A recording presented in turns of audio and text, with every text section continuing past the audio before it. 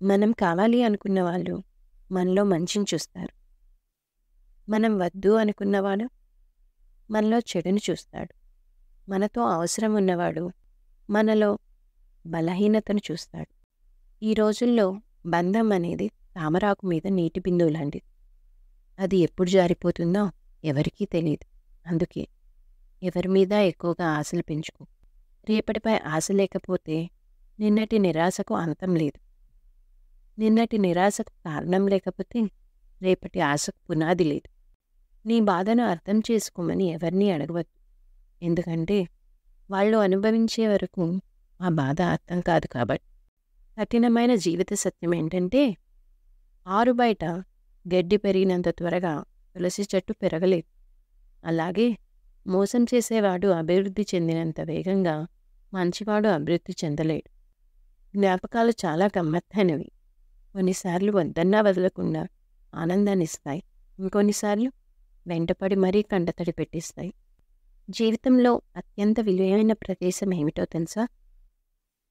ఎదుటివారి హృదయంలో మనం సంపాదించుకున్న చోటు. చెట్టు నిండా పండ్లు ఉన్నా వాటిలో బాగా పండిన దాని మీదే రామచిలక వాలుతుంది. ఉల్లిన పండ్లపై పురుగు పాగుతుంది. మన చుట్టూ ఉన్న ప్రపంచంలో కూడా మంచి చెడు రెండూ ఉంటాయి. ఎవరి స్వభావాన్ని బట్టి వారు ఆ మార్గాన్ని ఎంచుకుంటారు. మనిషి నవ్వే క్షణాలు అబద్ధాలు కావచ్చు, కానీ ఏడ్చే క్షణాలు మాత్రం ఖచ్చితంగా నిజాలే.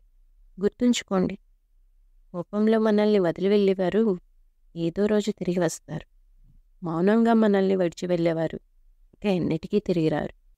నువ్వు ఎవరినైనా మోసం చేయగలిగావంటే దాని అర్థం మోసపోయిన వారు చేతకాని వారని కాదు. నీ స్థాయికి మించి వారు నిన్ను నమ్మారని అర్థం. నమ్మితే ప్రాణం ఇస్తాము అంటారు. ప్రాణం ఇవ్వాల్సిన అవసరం లేదు. ఉన్నంత వరకు ద్రోహం చేయకుండా ఉంటే చాలు. ఏమంటారు? నీ తలరాత బాగుంటే పులి కూడా నిన్ను నాకి వదిలి వెళ్ళిపోతుంది.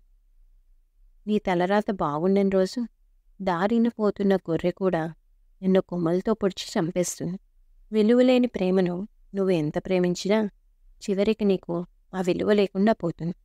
కాబట్టి ఆ విలువను తగ్గించే ఏ బంధాన్ని అయినా కూడా నువ్వు విలువగా చూడకు. జీవితంలో సంతోషంగా ఉండాలి అంటే కావాల్సింది ఆస్తులు అంతస్తులు కాదు. నీకు నేనున్నాను అనే ధైర్యం చెప్పేవారుంటే జీవితమంతా సంతోషంగా జీవించగలం. మన దగ్గర ఎంత డబ్బు అయినా ఉండొచ్చు, కానీ అవతల వారిని చులకనగా చూసే జబ్బు మాత్రం ఉండకూడదు.